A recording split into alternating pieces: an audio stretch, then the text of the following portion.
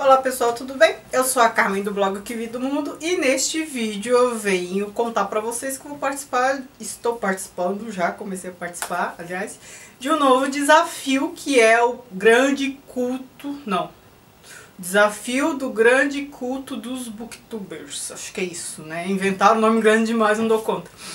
E esse desafio na verdade começou desde janeiro, né? No começo do ano, só que eu não estava fora e também não conhecia, então comecei a participar em fevereiro. No que consiste esse desafio?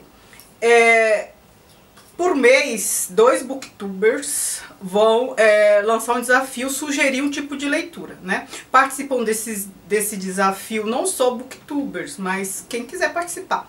Tem uma página do Facebook sobre o desafio, todo mundo pode curtir, entrar, participar, é livre, não tem problema. E aí lá também estão todos os desafios até acho que outubro, sendo que novembro e dezembro estão em aberto para ser decidido ainda, né? Em um mês são 2 booktubers que lançam um desafio cada um, né? E quem participa pode cumprir os 2 desafios ou apenas um deles, né? Em janeiro, acho que eu lembro, o desafio foi um livro de não ficção. O outro foi um autor, não é um autor. O livro que você menos tem vontade de ler na sua estante. Acho que foi isso. Para fevereiro, o desafio é um autor nordestino e um autor ainda não lido. As minhas escolhas são, para autor nordestino, Angústia, do Graciliano Ramos. Eu tenho essa edição aqui da Folha, mas sem a jacket. E o autor não lido é o Bram Stoker com Drácula, né? Então eu vou falar um pouquinho desses dois e depois eu vou mostrar as minhas escolhas para o desafio do próximo mês, né? Vamos a Angústia. No que consiste essa obra? É o seguinte, muito rapidamente. Aqui conta a história do Luiz da Silva, funcionário público, 35 anos, mora sozinho, solteiro, tal, só tem ele, a empregada, e leva uma vida estável, até 2 pessoas surgirem na vida dele, uma para o bem e outra para o mal, né, numa visão assim bem maniqueísta. Para o mal assim, é como ele se sentia em relação a ela, não que outra pessoa fosse assim, né, lá essas coisas de maléfica.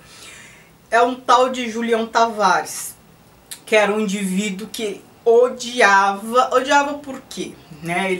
Claro que ele explica, ele só sente ódio e porque a gente vai percebendo, o outro é tudo que ele não é. Então o Luiz da Silva é bronco, chucro, ele trabalha numa repartição pública, acho que com jornalismo, alguma coisa, produz textos e tal, mas ele não tem formação, ele é meio chucro, bronco.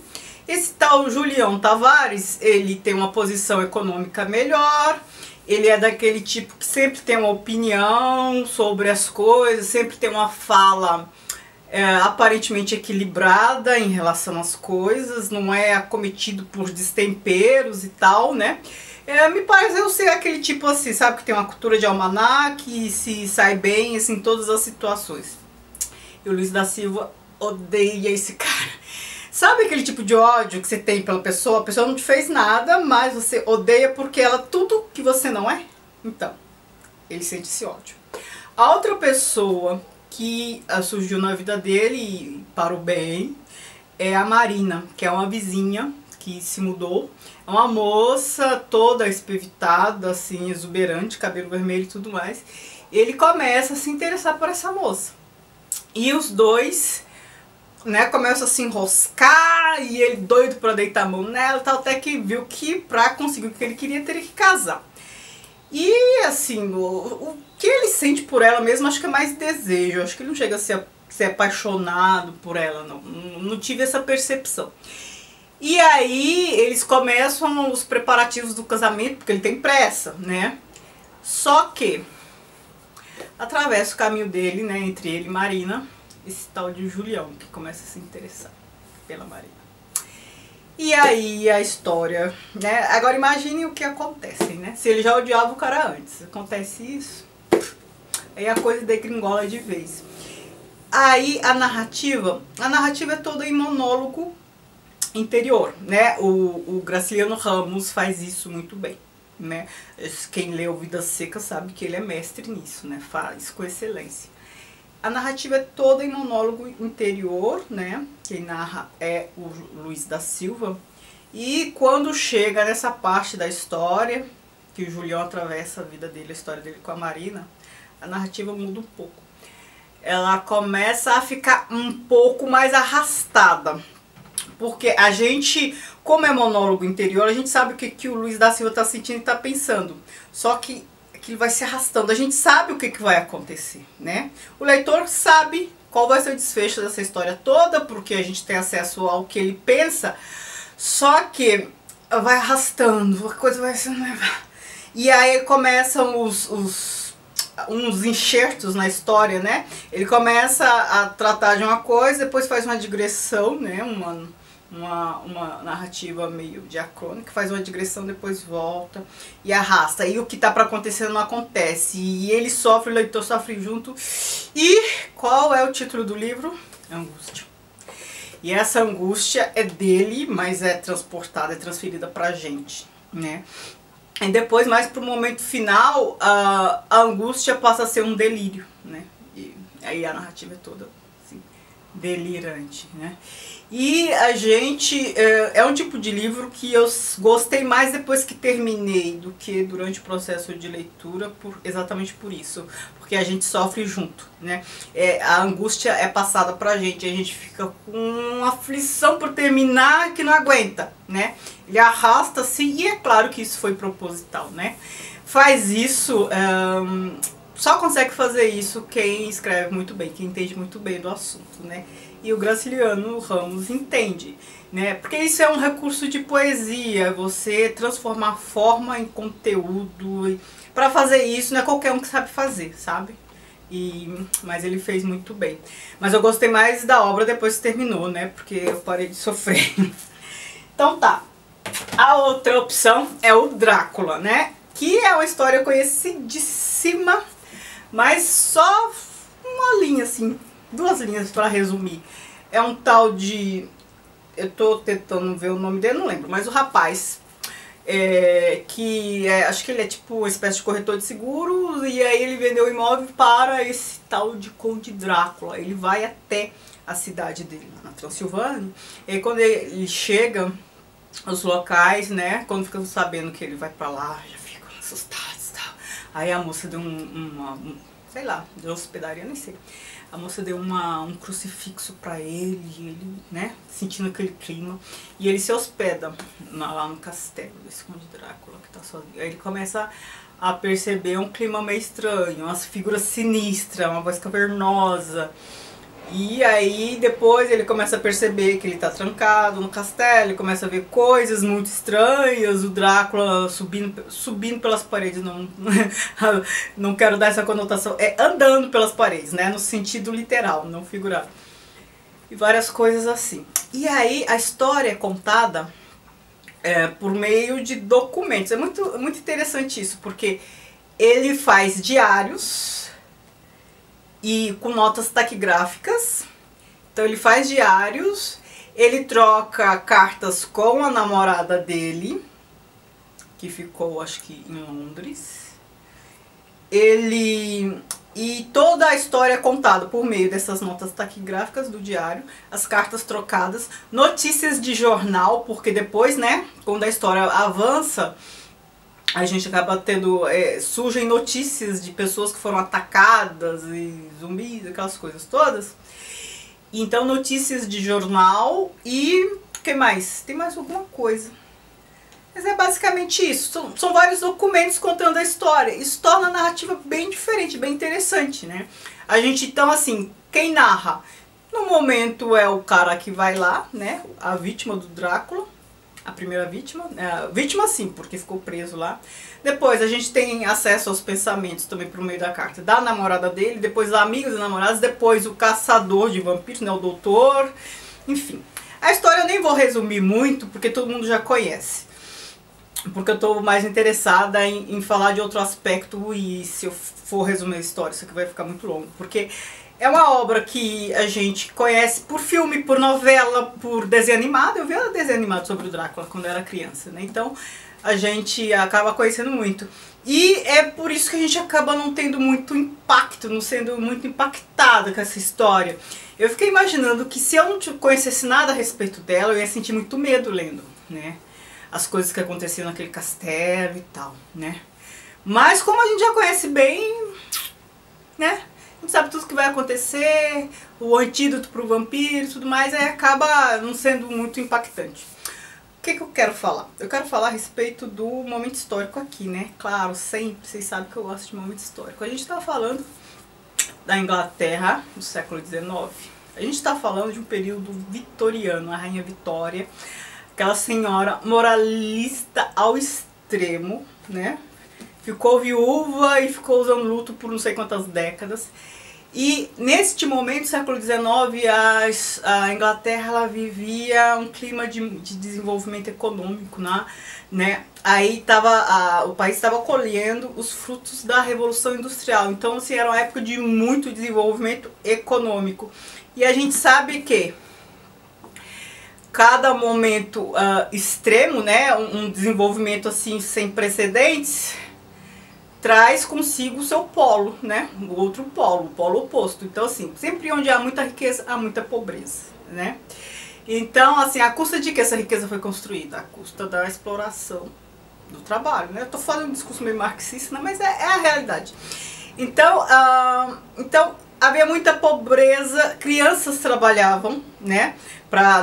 Nas fábricas, tudo, porque as crianças que entravam nas chaminés para desentupir, né? As chaminés que quase tudo funcionava a carvão e não cabia pessoa adulta lá dentro. Então, assim, crianças de 5 anos começavam a trabalhar, havia muita miséria.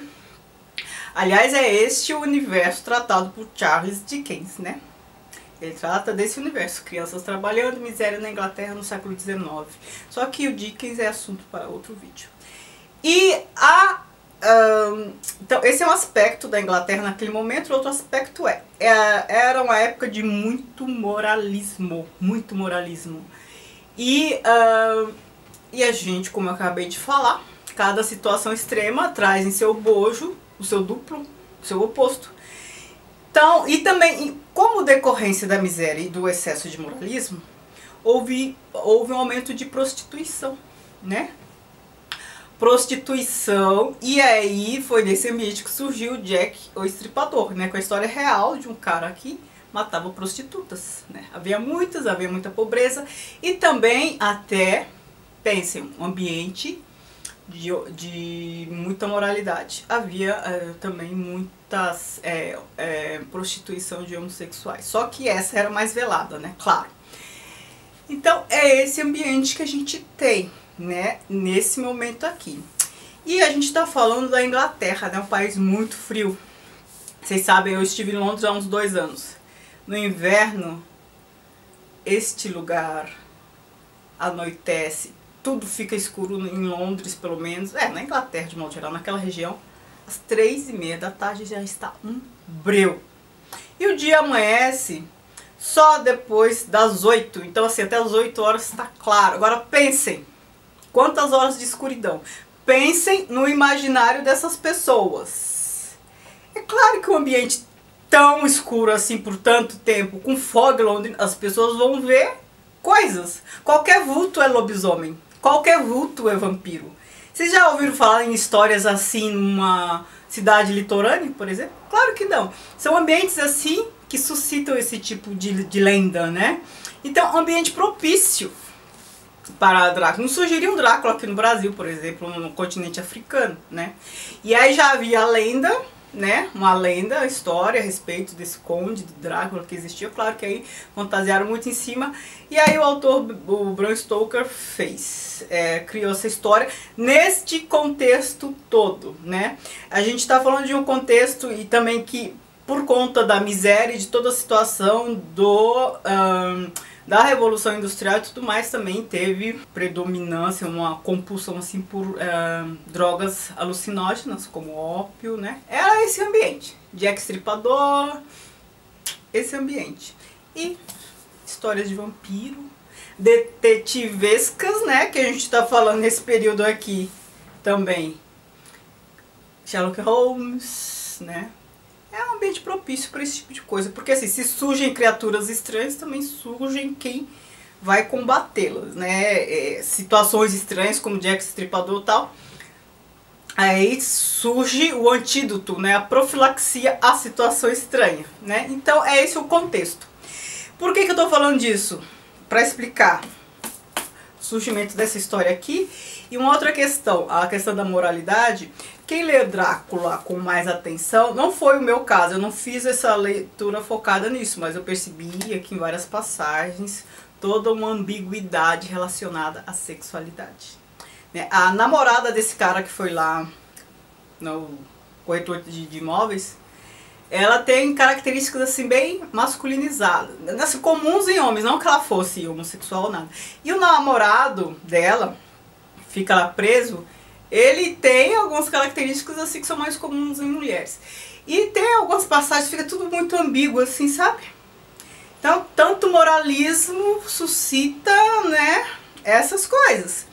E tem umas descrições aqui, tem uma descrição de esse cara que fica lá no castelo do Drácula, eu esqueci o nome dele. Deixa pra lá. Esse cara que fica lá, ele descreve um sonho que ele teve, assim, que é quase pornográfico. Ele tava falando vampiro, mas ele fala que aí os dentes penetraram, sabe, umas coisas assim. Se a gente pensar, toda a situação de uma pessoa, do atacante e do atacado, nesse momento, né, da mordida, é uma situação muito sexual, né? A pessoa fica assim, é o pescoço, aí vem outra por trás. É muito. Mas eu queria que alguém fizesse alguma análise assim, dessa questão assim, da sexualidade em Drácula. Não foi o que eu fiz, claro, o meu propósito não era esse, mas falei desse momento histórico para vocês entenderem esse contexto, essa realidade daqui. Certo? Gostei muito de ler, já conheci a história, todo mundo já conhece a história de Drácula, então... Mas eu gostei muito de ler, ver essa forma narrativa também, que é quase um romance epistolar. Acho que a gente pode dizer que é epistolar. Notas taquigráficas, notícias de jornal, é uma narrativa um pouco diferente, bem legal. Certo? Essas são as minhas escolhas. Não sei se todos os meses eu vou conseguir cumprir os 2 desafios. Agora eu vou falar do desafio de março. Para março, um dos desafios é um livro em domínio público e um autor latino-americano. O que eu escolhi? Um livro em domínio público, O Médico e o Monstro, né? Tem essa edição em inglês, que é Dr. Jekyll e Mr. Hyde, O Médico e o Monstro, né? Para continuar nesse para continuar nesse clima assim trevoso, né? Que suscitado pelo Drácula, vou ler este. Aí, como opção para autor latino-americano, eu escolhi o Roberto Bolanho, O Terceiro Reich. Na verdade, acho que em alemão o certo seria Reich. Mas como eu não falo alemão, eu falo Reich mesmo, certo? Roberto Bolanho, que é um autor que eu prometi conhecer em 2016. Estamos em 2016. E a minha escolha é esta, certo? Confiram agora, no próximo mês, né, os meus comentários sobre essas 2 obras para esse desafio, tá bom? Se você gostou desse vídeo, se quer continuar o diálogo nos comentários, fique à vontade. Se você gostou desse vídeo, dê um joinha, não se esqueça de se inscrever no canal e a gente se fala brevemente. Até a próxima, muito obrigada por assistir. Tchau, tchau.